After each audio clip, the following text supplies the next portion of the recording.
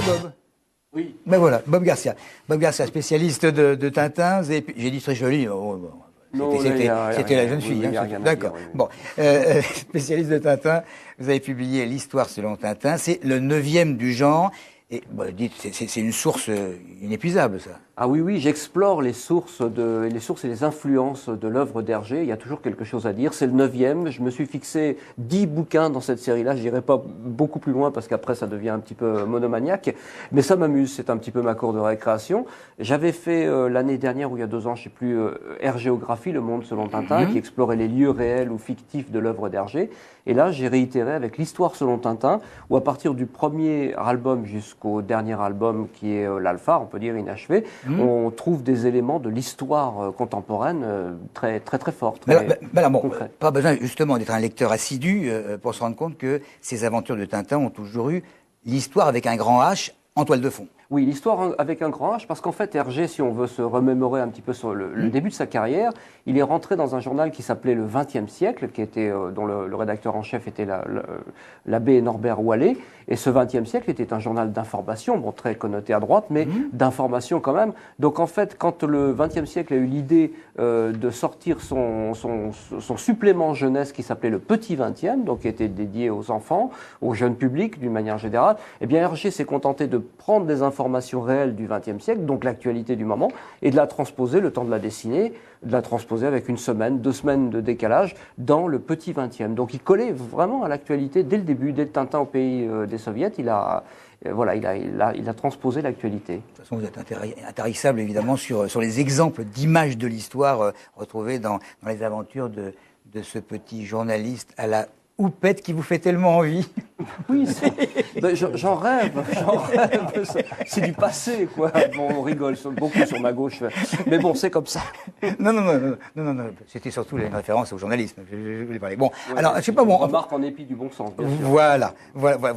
On prend quelques exemples, j'en sais rien, moi. On va commencer par les Soviets, le début. Allez, les Soviets, Il part au pays des Soviets, on est en 1929. L'URSS attaque ce qu'on appelle le grand tournant, donc ils ont décidé de passer à l'industrialisation en faisant une chasse féroce aux riches paysans qui avaient accumulé, c'est vrai, des fortunes et qui s'appelaient les koulaks, K-O-U-L-A-K, je crois. Et Hergé montre ça très très bien dans Tintin au pays des Soviets. Et on montre comment on chasse les koulaks. Vous voyez, on voit ici le Tintin au pays des Soviets sur un fond qui est tout à fait réel, la basilique de je ne sais quoi à Moscou. Et il prend des éléments de la presse, donc des extraits d'articles, qu'il transpose directement dans Tintin au pays des Soviets. À savoir, on parle effectivement de cette chasse au koulak qui a eu, je crois, sur quelques années, entre 5 et 10 millions de morts parmi les koulaks qui ont été déportés. On les a dépossédés complètement de leur richesse.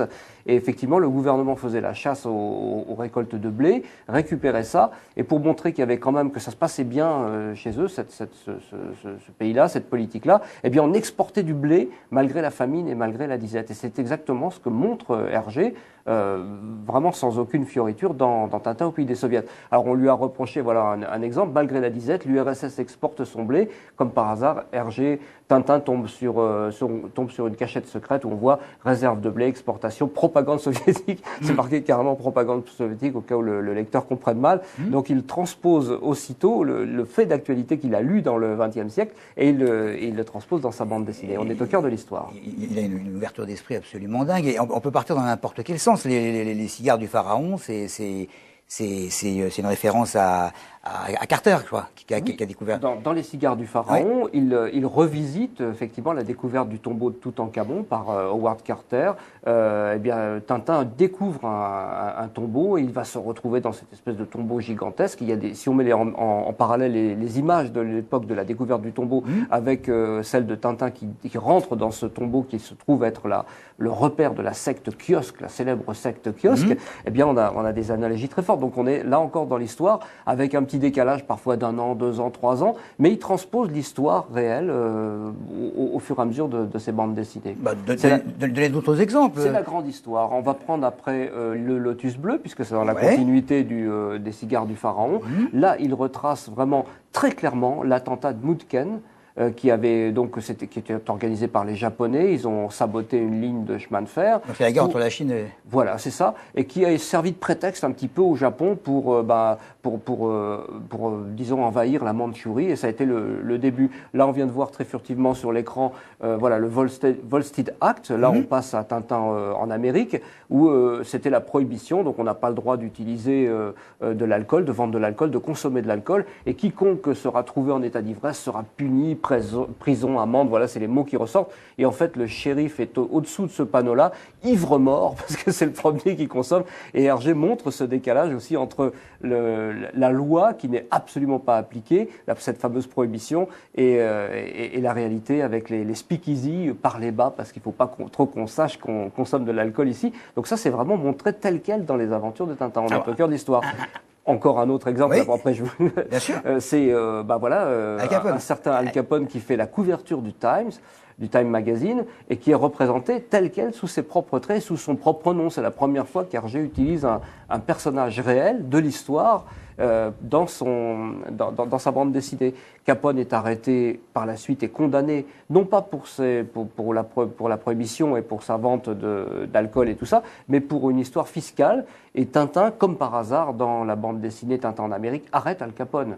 Mais personne ne veut le croire. Personne ne veut croire qu'il a arrêté Al Capone. Donc c'est lui qui se fait taper dessus par la police, etc. Donc effectivement, il transpose le fait d'actualité en temps réel ou avec un décalage de quelques mois.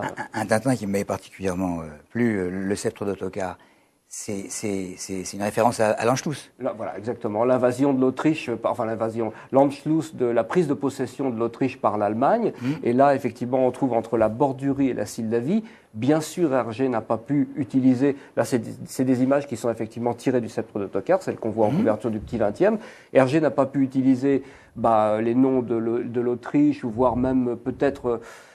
de la Pologne. Enfin, on ne sait pas exactement quelle est cette Sildavie, mais en tout cas, c'était un pays qui était sur le point d'être annexé par l'Allemagne, et la Bordurie évoque évidemment l'Allemagne hitlérienne et en même temps le régime stalinien, puisque le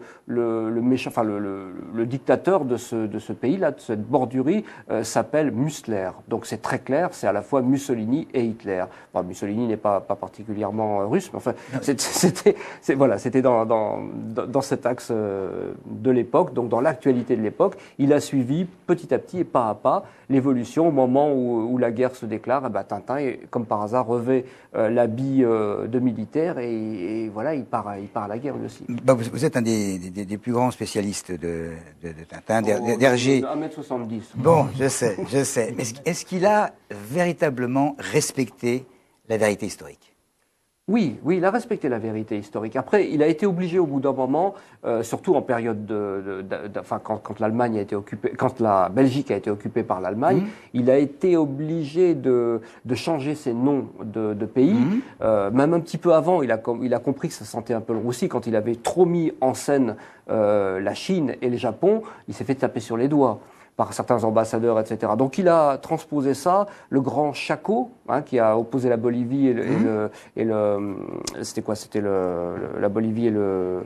c'était l'Amérique latine. L'Amérique latine, voilà. Ouais. Il a transformé cette guerre du grand Chaco en grand chapeau. Mais on comprenait très très bien de quoi il s'agissait. Et c'était vraiment les faits historiques de l'époque. Donc il les a transposés... C'est en 37, ça, carrément. Oui, 37, oui.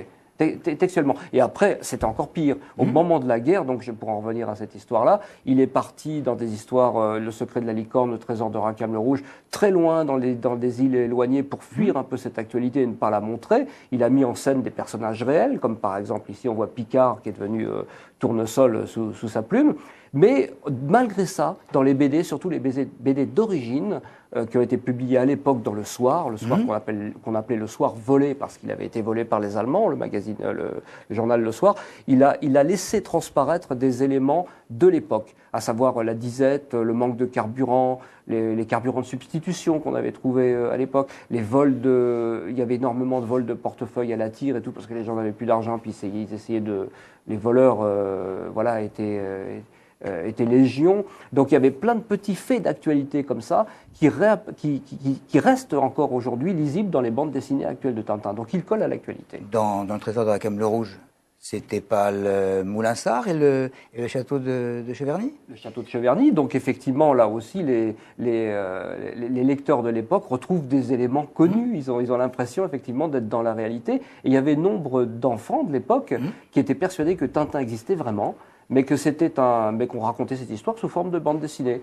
Comme si on avait raconté sous forme de bande dessinée les émissions de Patrice Arditi. On aurait fait dessiner un petit Patrice Arditi, on aurait fait des bandes dessinées. J'ai du mal à trouver un éditeur. Alors qu'il y avait l'histoire avec un grand H, que Hergé était, avec Tintin, bien entendu, de grands témoins de leur époque, les gros titres, les grosses réalisations, les guerres, mais il y a tout ce qui tourne autour des faits historiques. Voilà, la petite histoire, ce que j'appelle la petite histoire, celle qu'on ne va pas enseigner à l'école, bien entendu, mais qui est bien présente, et encore plus présente dans les versions noir et blanc, puisque vous savez qu'on a réédité, Casterman a réédité les versions noir et blanc originales des histoires de Tintin, des aventures de Tintin, et tout ce que Hergé s'est appliqué à gommer au fil des rééditions, dans les rééditions couleurs, puisqu'il y a certains albums comme L'Île Noire qui a été refait, redessiné 2, 3, 4 fois, et bien dans les versions originales, il y a tout.